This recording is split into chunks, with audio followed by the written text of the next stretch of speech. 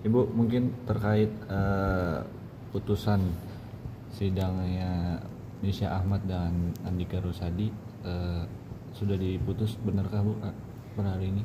Untuk perkara tersebut sudah baru saja diputus oleh Majelis Pengadilan Agama Jakarta Selatan tertanggal hari ini ya 19 September 2024. Untuk hasil putusannya seperti apa, Bu? Putusannya adalah pertama dalam eksepsi, menolak eksepsi dari tergugat.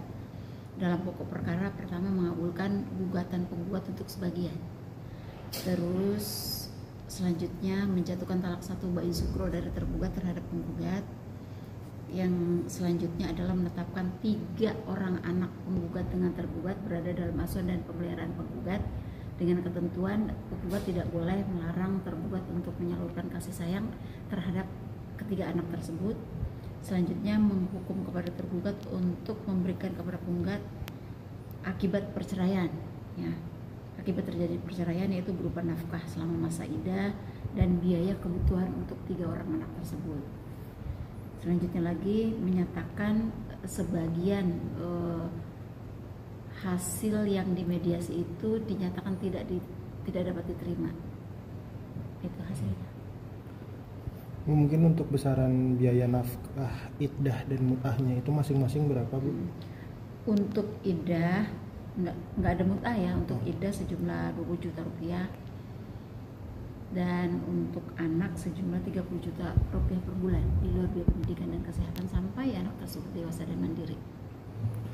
Anak itu boleh mulai tadi anak sendiri jatuh ke 3 orang anak tersebut berada dalam asuhan dan pemeliharaan penggugat.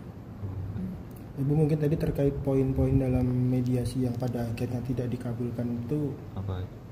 Mencakup apa saja? Bukan tidak dikabulkan ya, tetapi tidak diterima. Oh, tidak diterima. Antara lain rumah dan kendaraan aja.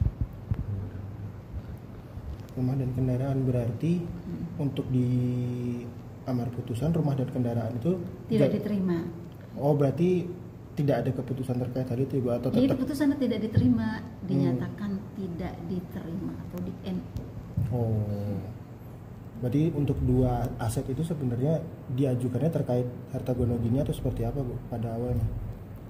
Itu kan sebenarnya di gugatan tidak diajukan, namun dalam proses mediasi hal itu terungkap sehingga dalam proses persidangan selanjutnya ada jawab replik maupun duplik serta pembuktian. Di dalam proses tersebut ternyata bukti yang diajukan oleh para pihak ternyata yang tadi disebutkan itu masih ada keterkaitan pihak ketiga. Bu, kalau mau nanya, kalau misalnya dalam proses perceraian itu kalau dari satu pihak ada yang masih kekeh ingin pertahankan rumah tangganya, itu apakah bisa diputus, Bu, perceraiannya? Karena kan kalau berkaca dari kasus perceraian ini mungkin dari pihak lakinya atau tergugatnya masih ingin mempertahankan rumah tangganya gitu. Gini ya, dalam proses perkara itu kan sudah panjang, antara lain ketika dia maju ke pengadilan, majelis setiap persidangan mendamaikan, ya. Pokoknya setiap sidang, ketika sidang perdana, pihak prinsipal penggugat maupun tergugat itu sama-sama didamaikan, dirukunkan. Pertama tuh. Kedua, melalui proses mediasi, sudah dimediasi, didamaikan. Jadi di ruang mediator, oleh mediator didamaikan. Tahap ketiga, itu tahap kedua ya. Jadi didamaikan, terus dimediasi, dan setiap tadi yang sudah saya ungkap dalam persidangan, misalnya untuk jawaban, replik maupun duplik serta pembuktian, majelis hakim senantiasa memberikan anjuran agar kedua belah pihak itu berdamai.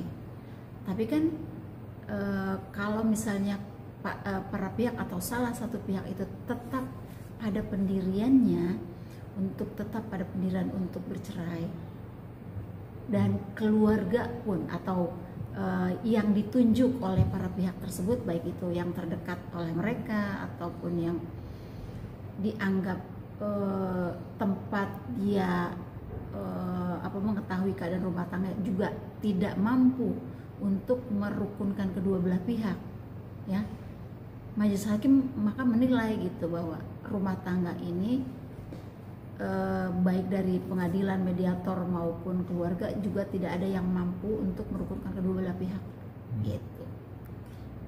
Sehingga karena hal demikian itulah maka rumah tangga itu tidak dapat dirukunkan kembali, sehingga gugatan penggugat menjadi dikabulkan. Jadi prosesnya panjang, enggak misalnya salah satu pihak ingin sekali terus pihak yang lain tidak ingin sekali, tapi kan sudah berbagai upaya ditempuh, ya, sehingga karena sudah berbagai upaya ditempuh tidak juga tercapai kesepakatan perdamaian rukun lagi, maka majelis hakim mengabulkan gugatan penggugat. Oke. Terakhir Bu, masih ada kesempatan banding kan? Berapa hari gitu Bu? Ini kan baru hari ini ya, baru beberapa menit diputus. Yang isi putusan itu tadi yang sudah saya sebutkan. 14 hari sejak putusan ini diucapkan atau diterima oleh para pihak kedua belah pihak, baik pihak penggugat maupun pihak tergugat, itu sama-sama punya hak untuk mengajukan upaya hukum, yaitu banding, ya. Jadi kalau hari ini diputus, besok udah mulai waktu untuk mengajukan banding atau memori banding atau pernyataan banding.